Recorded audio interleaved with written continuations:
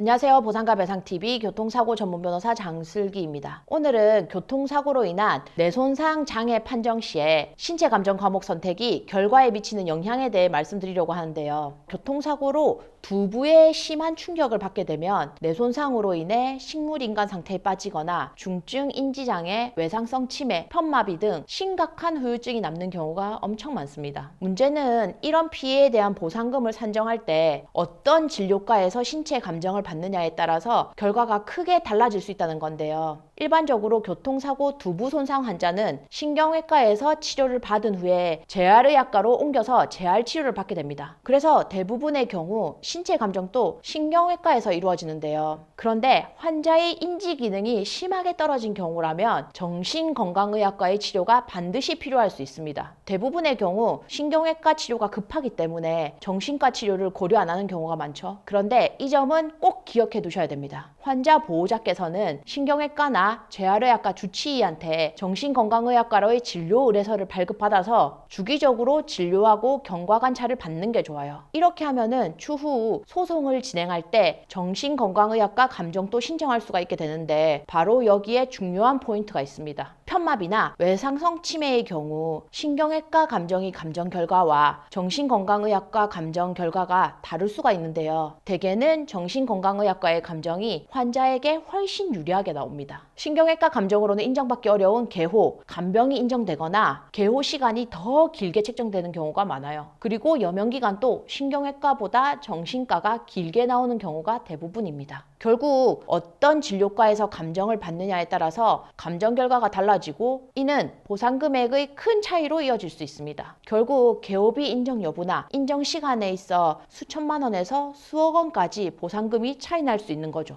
그렇다고 해서 정신건강의학과 감정이 언제나 가능한 것이냐? 그건 아니에요. 정신과 감정이 가능하기 위해서는요. 첫째, 정신건강의학과 진료 기록이 있어야만 합니다. 치료한 적이 없는데 정신과에 감정을 신청하면 법원에서 이를 받아들이지 않고 보험사도 강력히 반발할 거니까요. 그리고 둘째, 정신건강의학과 감정은 사고 후 최소 1년 6개월에서 2년이 경과해야만 가능합니다. 신경외과 감정은 사고일로부터 1년만 지나면 이루어지는 것과 좀 차이가 있는 거죠. 그리고 셋째, 신경외과 감정은 외래 진찰로도 충분하지만 정신건강의학과 감정은 1, 2주 동안 입원을 해야 돼요. 입원 기간 동안 집중적인 경과관찰과 검사가 이루어져야 하는데 이로 인해서 입원 감정 비용이 만만찮게 발생합니다. 이 점 또한 유의해야 합니다. 그래도 제 경험에서는 이러한 번거로움에도 불구하고 정신건강의학과 감정이 훨씬 유리한 경우가 많았어요. 다만 사안에 따라서는 신경외과 감정만으로도 충분한 보상을 받는 경우도 있기 때문에 사고 내용과 후유증 정도에 따라서 신중한 판단이 필요합니다.